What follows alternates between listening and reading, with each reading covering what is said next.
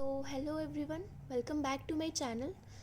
आज मैं पढ़ाऊँगी operation research. तो ये होता क्या है, राइट?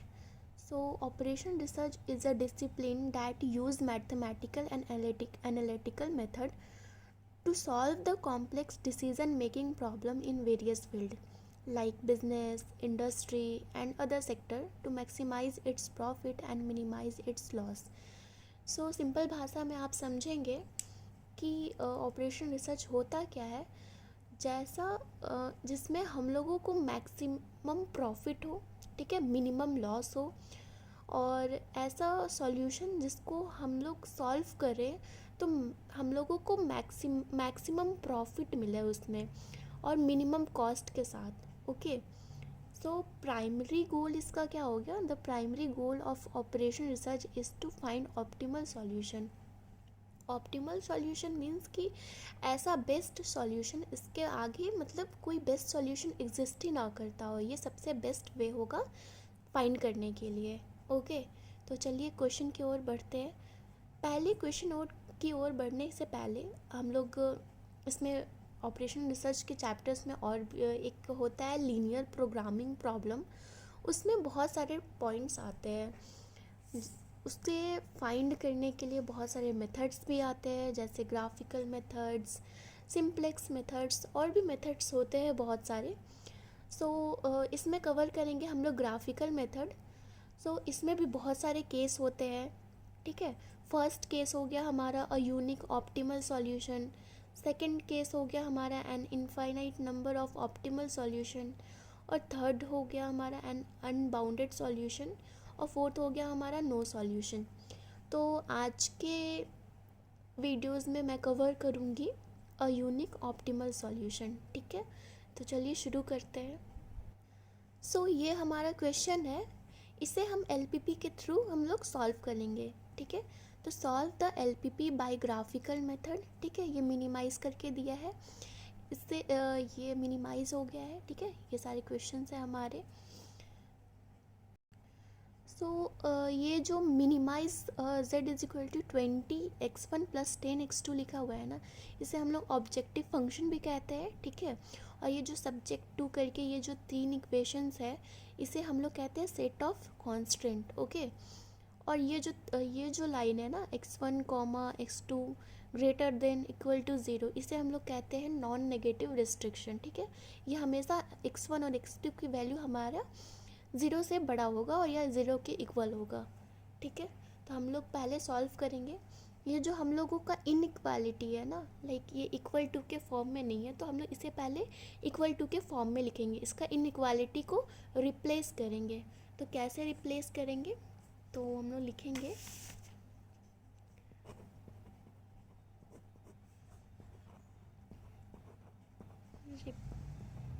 रिप्लेस। तो ये हम लोग लिख चुके हैं, replace all the inequality constant by equation. तो ये जो तीन इक्वेशन हम लोगों का है ना, उसे ज़्यादा कुछ नहीं करना है, जो ग्रेटर देन इक्वल टू या लेस देन इक्वल टू के फॉर्म में है, उसके बदले बस हम लोगों को इक्वल टू लिखना है, ठीक है। ठीक है, तो ये मैं लिख चुकी हूँ, ठीक है। बस ज़्यादा कुछ नहीं करना है, बस इक्वल टू लगा देना है, ठीक है। अब हम लोग ये तीन इक्वेशन को इक्वेशन 1 2 3 कंसीडर कर लेंगे। ये 2 हो गया, ये 3 हो गया, ठीक है। अब हम लोग लिखेंगे फ्रॉम इक्वेशन 1, ठीक है। फ्रॉम इक्वेशन 1 से हम लोगों को x1 और x2 का पॉइंट्स फाइंड करना रहता है, ठीक है। तो हम लोग ऐसे बना सकते हैं,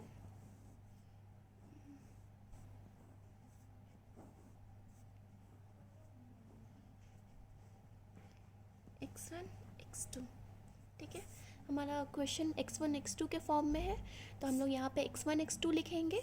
अगर हमारा क्वेश्चन में x और y के फॉर्म में रहता है, तो हम लोग यहाँ पे x और y लिखते हैं, ठीक है। तो हम लोग क्या करेंगे ना, इक्वेशन 1 हमारा ये है, तो हम लोग क्या करेंगे, पहले हम लोग ये जो इक्वेशन है, इसमें हम लोग पहले x1 को 0 कंसीडर करेंगे, ठीक है। 0 कर लेंगे तो हमारी इक्वेशन x2 क्या निकलेगा, ठीक है। तो x1 को 0 करेंगे तो x2 क्या होगा हमारा, x1 प्लस 2x2 ये इक्वेशन 1 है हमारा, तो x1 को 0 कर लेंगे,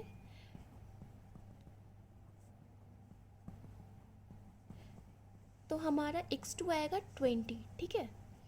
तो यहाँ पे हम लोग 20 लिख लेंगे।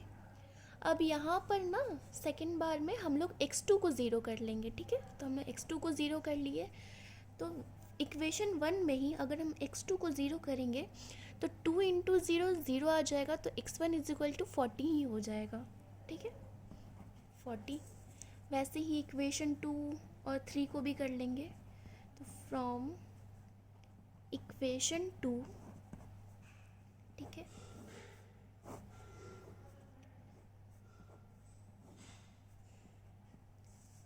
x1 x2, ठीक है। तो x1 में पहले हम लोग 0 बैठाएंगे, ठीक है। तो अब इक्वेशन 2 है हमारा, तो हम लोग x1 में 0 करेंगे, मीन्स कि 3 इंटू 0, फिर x2 इज इक्वल टू 30, तो ठीक है। तो ये तो 0 हो जाएगा पूरा, तो x2 क्या आएगा हमारा 30 आएगा, तो यहाँ पे 30 आएगा। अब फिर से अब यहाँ पे नीचे वाले में x2 को 0 करेंगे, ठीक है, 0 करेंगे इक्वेशन 2 में, तो x2 को 0 करेंगे तो ये तो 0 आ जाएगा, ये x1 है और 3 यहाँ पे डिवाइड में चला जाएगा, तो 3 से डिवाइड करेंगे 30 को, तो हमारा 10 आएगा, ठीक है। तो यहाँ पे हमारा 10 आ जाएगा। वैसे ही इक्वेशन 3 को करेंगे हम लोग, तो फ्रॉम इक्वेशन 3,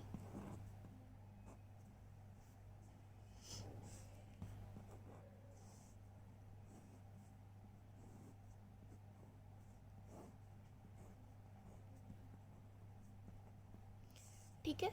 तो पहले हम क्या बताए थे, x1 को पहले 0 कर लीजिए, ठीक है, और यहाँ पे x2 को 0 कर लीजिए, पहले ये दोनों करके रखिए, ठीक है। अब क्या है, x1 को 0 करना है इक्वेशन 3 में, तो इक्वेशन 3 हमारा ये है, तो x1 को 0 करेंगे तो 4 इंटू 0 0 हो जाएगा, और यहाँ पे 3x2 इज इक्वल टू 60 बचेगा, तो x2 is equal to 3 divide में चला जाएगा, तो 3 को डिवाइड करेंगे 60 से, तो क्या हो जाएगा, 60 को डिवाइड करेंगे 3 से, तो क्या हो जाएगा 20 आएगा हमारा, ठीक है। तो यहाँ पे 20 हो गया। अब हम लोग x2 में 0 करेंगे तो x1 का वैल्यू क्या आएगा, तो x2 में 0 करेंगे, ठीक है, तो 3 इंटू 0 क्या होगा, x1 क्या हमारा आएगा, 4 डिवाइड में चला जाएगा, तो ये हमारा 15 हो जाएगा, ठीक है। ऐसे जैसे कि 4x1 plus 3x2 is equal to 60, तो x2 को 0 करेंगे हम लोग, तो 4x1 प्लस इसको 0 करेंगे तो हम लोग ये तो 0 ही आएगा 60, तो x1 को इधर रखेंगे और 4 को डिवाइड में ले जाएंगे, तो इसे 15 बार में जाएगा, तो हमारा x1 इज इक्वल टू 15 आ जाएगा, ठीक है। अब ये कर दिए हैं। अब हम लोगों का यहाँ से पॉइंट्स क्या निकला है, तो ये x1 है, मीन्स कि ये x एक्सिस इसे मान लीजिए और x2 को y एक्सिस मान लीजिए। तो x1 है तो पहले x और y होता है, तो x क्या है हमारा, मतलब x1 है 40 और कॉमा ये क्या हो गया हमारा y एक्सिस, मतलब कि x2 क्या है हमारा 20, यहाँ से ये पॉइंट्स आएगा। इक्वेशन 2 से हमारा आएगा पहले 10, फिर आएगा 30, ये 10 फिर ये 30। इक्वेशन 3 से हमारा आएगा 15 कॉमा 20, ठीक है, ये पॉइंट्स हमारा निकल कर आया है। सो यहाँ पर लिखेंगे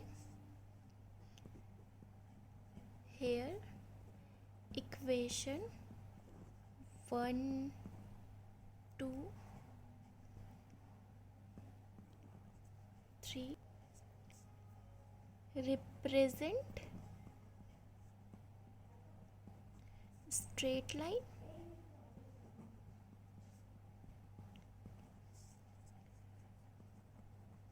which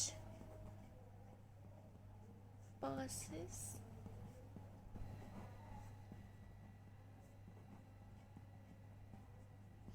पॉइंट्स क्या क्या है हमारा 40 20 10 30 और 15 20, ठीक है। तो लिख देंगे 40 20 10 30 एंड 15 20, ठीक है, जिसमें से x1 इज इक्वल टू 0 क्या रिप्रेजेंट करेगा, रिप्रेजेंट्स y एक्सिस, ठीक है, और x2 is equal to 0 represent क्या करेगा, x एक्सिस, ठीक है। तो अब हम लोग ग्राफ प्लॉट करेंगे इसका, ठीक है। सो ये हमने ग्राफ प्लॉट कर लिया। अब जो पॉइंट्स है, जो हम लोगों ने पॉइंट्स फाइंड किया है, उससे इसमें ग्राफ प्लॉट करेंगे, ठीक है। तो हमारा पॉइंट्स क्या क्या था, इक्वेशन 1 से हमारा था 40 और 20।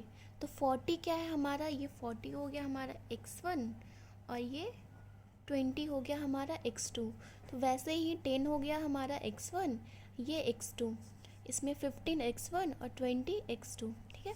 तो पहले इक्वेशन 1 से हम लोग 40 और 20 प्लॉट करेंगे। 40 है x1, ठीक है, तो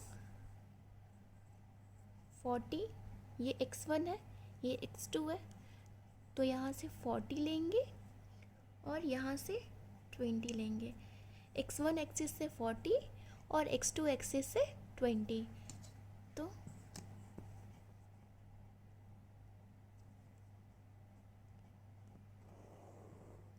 एक लाइन ड्रॉ कर देंगे, ठीक है।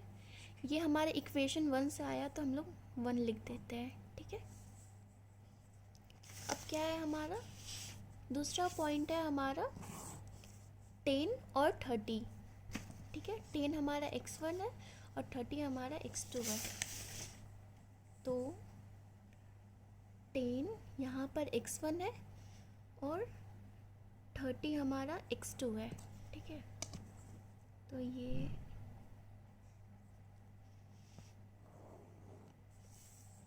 हम लोग फाइंड कर दिए। ये हमारे इक्वेशन टू से आया था, तो हम लोग इक्वेशन 2 लिख देते हैं।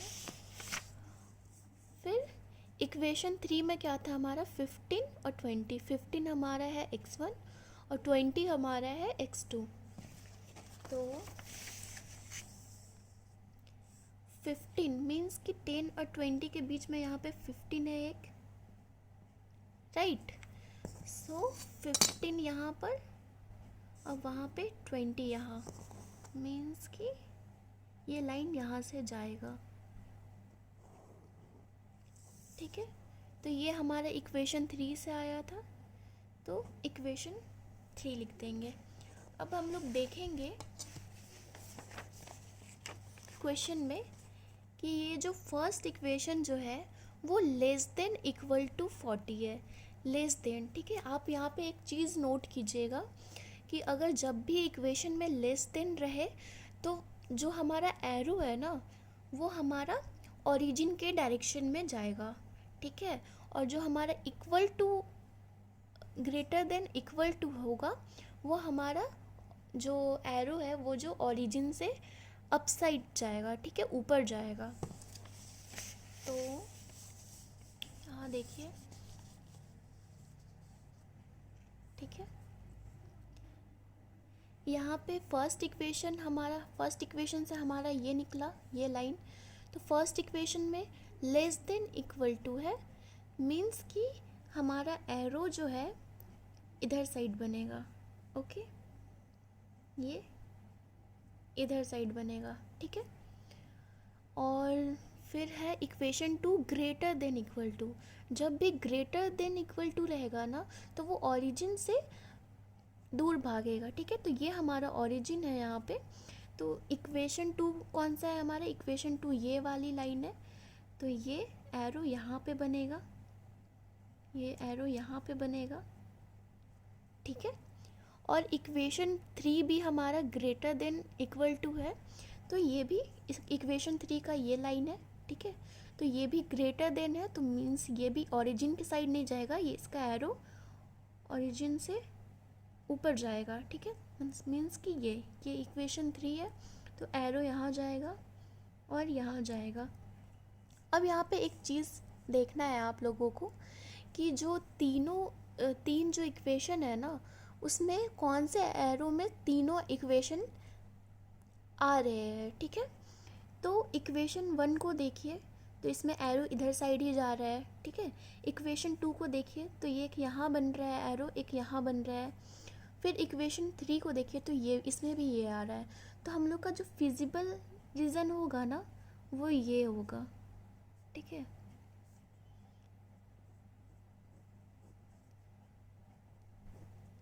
ये हमारी फिजिबल रीज़न हो जाएगी, ठीक है। तो जो ये जो 4 पॉइंट्स मिल रहे हैं ना, यहाँ यहाँ ये यहाँ पे, इसमें हम लोग नेमिंग कर लेते हैं। तो ये हो गया ए, इसे हम ए मान लेंगे ये पॉइंट्स को। ये पॉइंट्स को हम लोग बी मान लेंगे, इस पॉइंट्स को हम लोग सी मान लेंगे, और ये पॉइंट्स जो है इसे डी कंसिडर कर लेंगे, ठीक है। तो हमारा ग्राफ रेडी है। अब हम लोग लिखेंगे एट द ओरिजिन इक्वेशन 1, ठीक है। तो हमारा क्वेश्चन क्या है? क्वेश्चन हमारा ये है x1 + 2x2 <= 40, ठीक है। x1 प्लस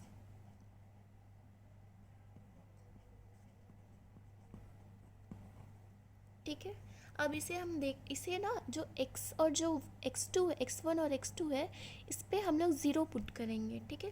तो x1 के जगह पे 0 + 2 × x2 के जगह पे भी 0 <= 40, ठीक है। तो ये 0 हो जाएगा, फिर प्लस ये 0 हो जाएगा, 2 × 0 0 हो जाएगा, <= 40। तो हम लोग देखेंगे कि ये जो 0 है वो <= 40 है। तो ये सही बात है, ये ट्रू है कि 0 जो होता है हमेशा <= 40 है, ठीक है। 0 के और ये ग्रेटर देन होता तो ये माइनस में आता ये वैल्यू, ठीक है। तो ये जो इक्वेशन है वो सेटिस्फाई कर रही है, तो यहाँ पे लिखेंगे ये ट्रू है इक्वेशन, तो लिख देंगे हम लोग विच इज़ ट्रू, ठीक है। अब ऐसे इक्वेशन 2 और 3 को करेंगे तो हम लोग लिखेंगे at the origin equation 2। Equation 2 क्या है हमारा? 3x1 + x2 <= 30, ठीक है। तो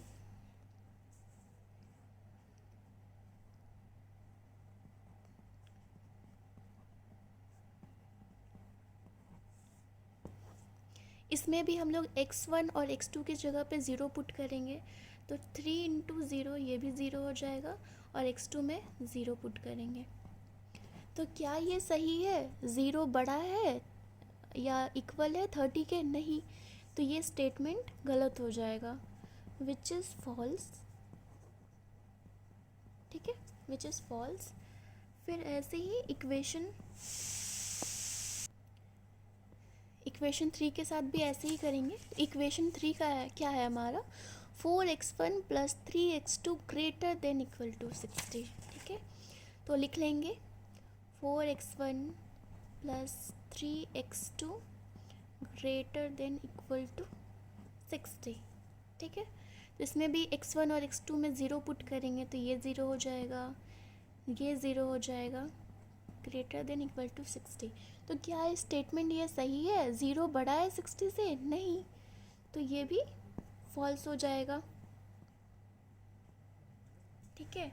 तो हम लोग का क्या हो गया ना, ये जो फिजिबल रीज़न जो हम लोगों ने निकाला है ABCD वो करेक्ट है, ठीक है। तो हम लोग लिखेंगे here the region ABCD is the required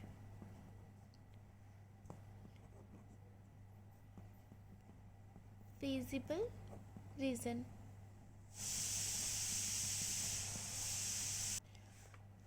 ये हमारा प्रूफ हो चुका है।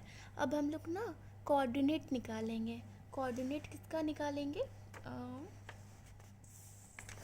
ये जो ABCD की जो वैल्यू है ना उसे हम लोग निकालेंगे। तो ए कौन से पॉइंट पे लाई कर रहा है वो देखेंगे। तो ए हमारा हो गया 15 0। ये x1 एक्सिस है, तो x1 और x2 होता है हमारा, जैसे हम लोग लिखते हैं x1 कॉमा x2। ठीक है, तो x1 पहले आता है, तो x1 पे हमारा है 15 और y क्या है, y कुछ नहीं है ये a में, तो y 0 हो जाएगा। तो a का कोऑर्डिनेट हो जाएगा हमारा 15 और 0। ठीक है, वैसे ही b है हमारा 40, तो ये भी x1 एक्सिस पे है, तो हमारे इसमें b में हो जाएगा 40 0। तो ऐसे होगा कोऑर्डिनेट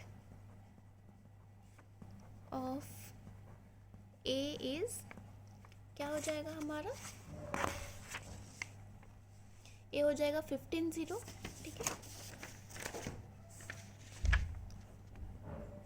15 0।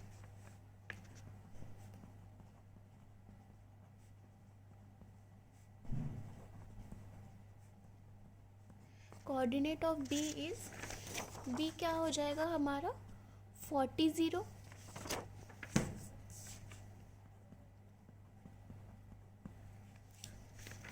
अब सी क्या है हमारा, तो सी में हम लोगों को एग्जैक्ट पता नहीं है, क्योंकि ये 20 से नीचे दिख रहा है, ये जो पॉइंट्स जाएगा यहाँ पे कुछ आएगा पॉइंट्स। तो हम लोग सी का जो कोऑर्डिनेट है ना वो फाइंड करेंगे। कैसे फाइंड करेंगे, जैसे लिखेंगे to find the coordinate C we solve the equation। हम इक्वेशन के थ्रू सॉल्व करेंगे। तो हम लोग सी पॉइंट फाइंड कर रहे हैं ना, कोऑर्डिनेट सी का कर रहे हैं, तो हम लोग देखेंगे ना इस पॉइंट पे कौन इंटरसेक्ट कर रहा है। ठीक है, तो सी में ये जो लाइन है ये है इक्वेशन 2 की, और ये जो लाइन है ये कट हो रही है 1 की। ठीक है, तो ये हम लोग सॉल्व करेंगे इक्वेशन 1 और 2 को। तो हमारा इक्वेशन 1 2 क्या है, हमारा इक्वेशन 1 2 ये है, तो लिख लेते हैं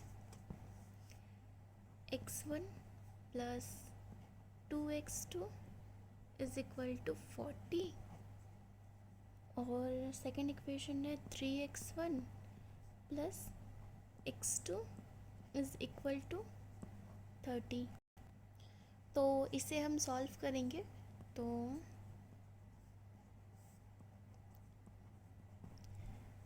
ऊपर वाली इक्वेशन को मल्टीप्लाई कर देंगे 3 से, और जो नीचे वाला इक्वेशन है इसे मल्टीप्लाई कर देंगे 1 से।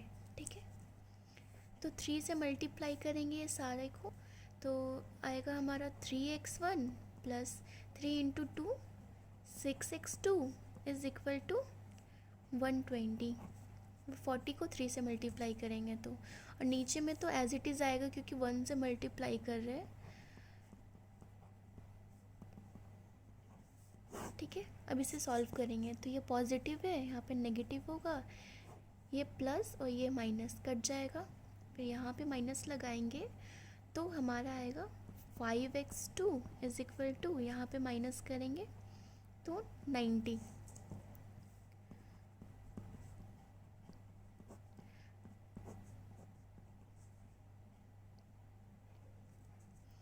ठीक है, 18 बार में जाएगा तो x2 हमारा हो जाएगा 18। अब x2 की जो वैल्यू है ना वो इक्वेशन 1 में रख देंगे। इक्वेशन क्या है, 1 है हमारा, ये है, तो इक्वेशन 1 में लिख देंगे। तो पहले इक्वेशन 1 लिख लेते हैं 40, x2 की जगह पे हम लोग 18 रखेंगे, तो x1 प्लस 2 मल्टीप्लाई x2 क्या है 18, ये 40, ये 36 हो जाएगा।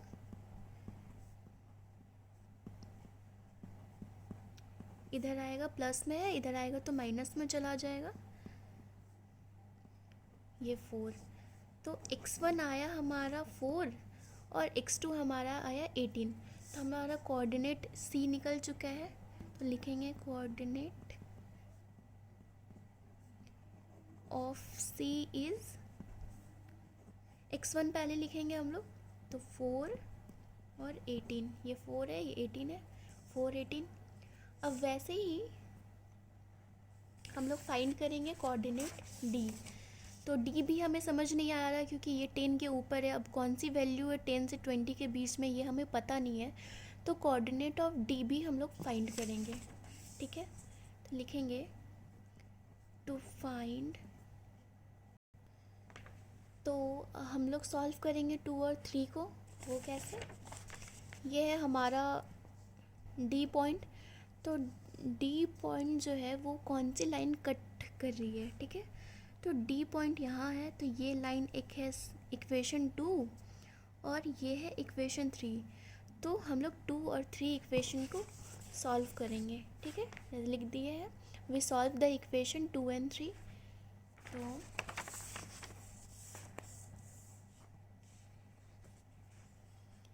तो इक्वेशन 2 और 3 क्या है हमारा,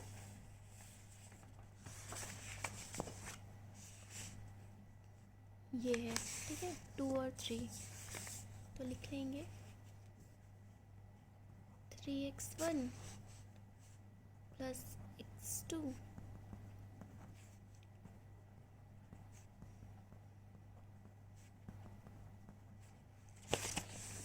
ठीक है।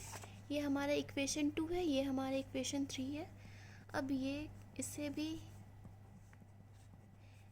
इक्वेशन 1 को मल्टीप्लाई कर देंगे 4 से और इक्वेशन 2 को मल्टीप्लाई कर देंगे 3 से। यहाँ पे ये 1 और 2 है, ऐसे में तो ये इक्वेशन 2 और 3 है, ठीक है। तो मल्टीप्लाई करेंगे 12x1 प्लस 4x2,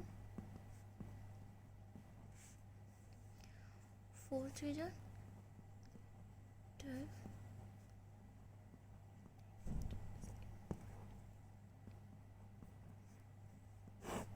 मल्टीप्लाई करने पे ये आया, यहाँ पे माइनस देंगे तो ये कट जाएगा, यहाँ पे माइनस, तो -5x2 फिर -60, ठीक है। तो यहाँ पे माइनस माइनस कट हो जाएगा, x2 इज इक्वल टू 60/5। तो हमारा x2 आया है 12। अब x2 की वैल्यू को ना इक्वेशन 2 में पुट करेंगे, ठीक है। तो लिखेंगे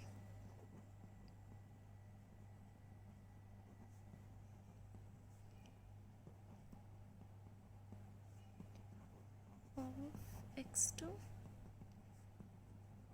इन इक्वेशन 2। इक्वेशन 2 हमारा ये है ऊपर वाला, तो 3x1 plus x2 is equal to 30, ये हमारा इक्वेशन 2 है। सो x2 की जगह पे हम लोग 12 लिखेंगे, तो 3x1 तो ऐसे ही रहेगा 12, 3x1 ये माइनस में जाएगा, ये क्या आएगा हमारा 18।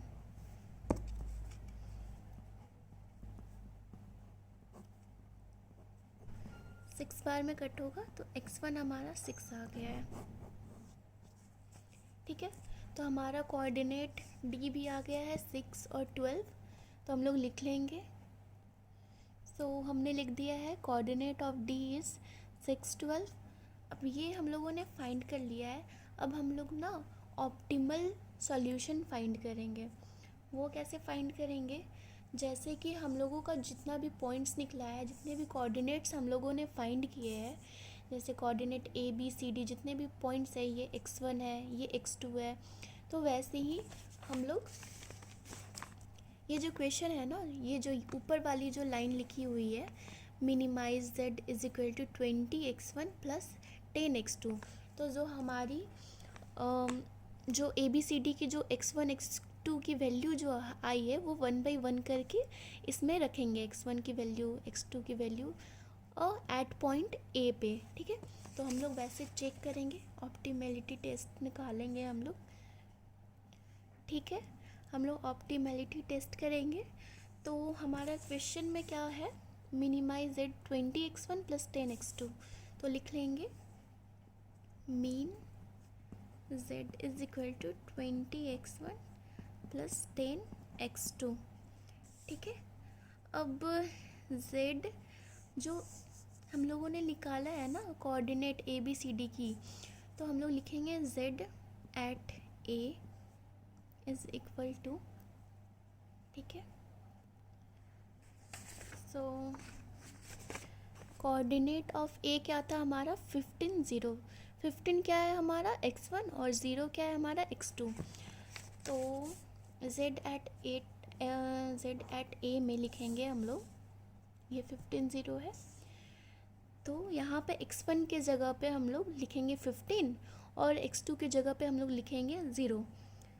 तो 20 इंटू x1 क्या है हमारा 15, फिर प्लस 10 इंटू 0, तो 20 इंटू 15 क्या हो जाएगा 300, फिर प्लस 10 इंटू 0 0, तो ये हमारा हो गया 300। ठीक है, अब निकालेंगे z at b।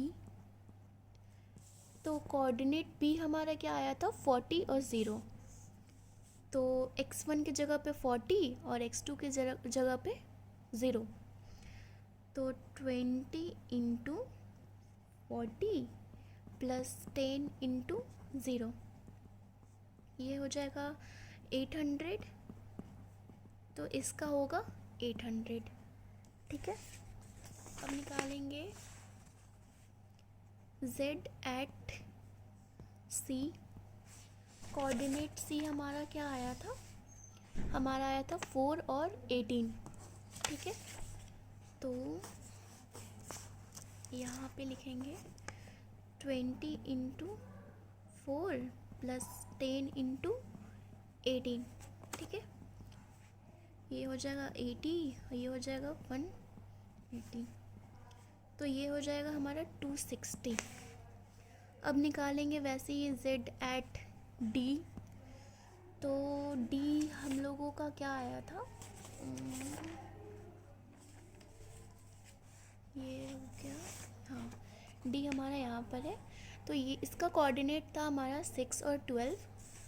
So x1 की जगह पे हम लोग 6 बैठाएंगे, तो 20 इंटू 6 प्लस 12 इंटू 10 इंटू 12, ये 120 हो जाएगा, ये भी 120 हो जाएगा, तो इसका हो जाएगा 240। अब क्वेश्चन में देखिए कि लिखा हुआ है मीन z, ठीक है, मिनिमाइज़ करना है। तो जो हम लोगों की जो ये जो z at a, z at b, ये d तक जो आई है, इसमें से हम लोग देखेंगे मिनिमम वैल्यू कौन सा है, क्योंकि हम लोगों का क्वेश्चन मिनिमम में लिखा हुआ है, तो हम लोग सबसे मिनिमम वैल्यू चेक करेंगे। अगर हमारा क्वेश्चन मैक्सिमाइज लिखा रहता, ठीक है, तो हम लोग इसमें से मैक्सिमम वैल्यू देखते, लेकिन हमारा क्वेश्चन मीन में है तो हम लोग मिनिमम वैल्यू देखेंगे। तो z एट a में है हमारा 30, ये मिनिमम नहीं है, b में है 80, c में है 260 और d में है 240, तो सबसे मिनिमम हमारा यही है z eight d।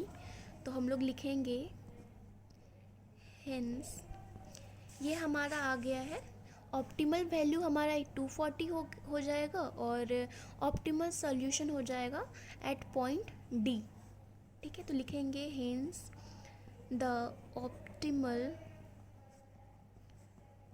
Solution of the given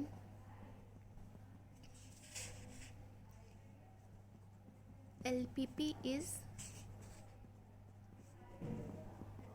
at point D, okay, and optimal value is 240। ठीक है, हमारा ऑप्टिमल वैल्यू हो जाएगा 240। ठीक है, तो ये हमारा निकल गया है ऑप्टिमल सॉल्यूशन। ये बहुत इजी है, ऐसा नहीं है बहुत हार्ड है, आप एक बार रिवीजन करेंगे तो ये बहुत इजी लगेगा आपको। और ये लेंदी है लेकिन हार्ड नहीं है, इसे हार्ड नहीं कहेंगे। और एग्ज़ाम के पर्पस से तो आते ही आते हैं ये क्वेश्चन ग्राफिकल मेथड से। ये आएंगे आपके 10 या 15 मार्क्स में पूछते ही है, हर एग्ज़ाम में पूछेंगे आपके। तो बहुत डिमांडेड टॉपिक्स है ये भी, और लेंदी है बट हार्ड नहीं है ये कहेंगे हम। सो चलिए मिलते हैं नेक्स्ट वीडियो में। अभी के लिए tata bye bye, thanks for watching.